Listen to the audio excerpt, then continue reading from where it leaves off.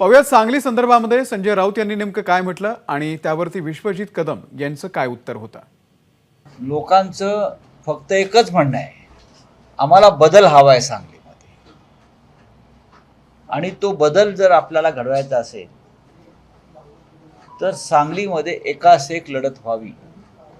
म्हणजे सांगलीतली खतखत किती आहे विद्यमान खासदारांविरुद्ध हे मी पाहतोय गेल्या 2 दिवसापासून, आणि म्हणून मला चिंता वाटते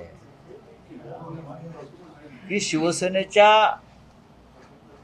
उमेदवाराला जो लोकांचा पाठिंबा मिळतो आहे त्याच्यामध्ये कोणी मोडता घालण्याचा प्रयत्न करतोय का, तर ते होऊ नये, आणि ते होऊ नये म्हणून आम्ही सावध आहोत। संजय राऊत साहेब काय बोलतात त्याच्यावर मला वाटतं प्रतिक्रिया देण्याची आवश्यकता नाही आहे।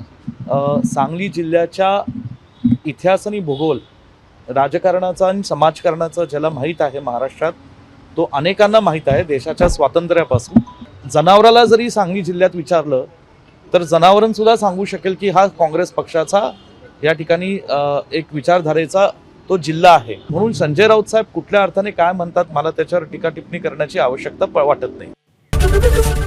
एबीपी माझा, उघडा डोळे बघा नीट।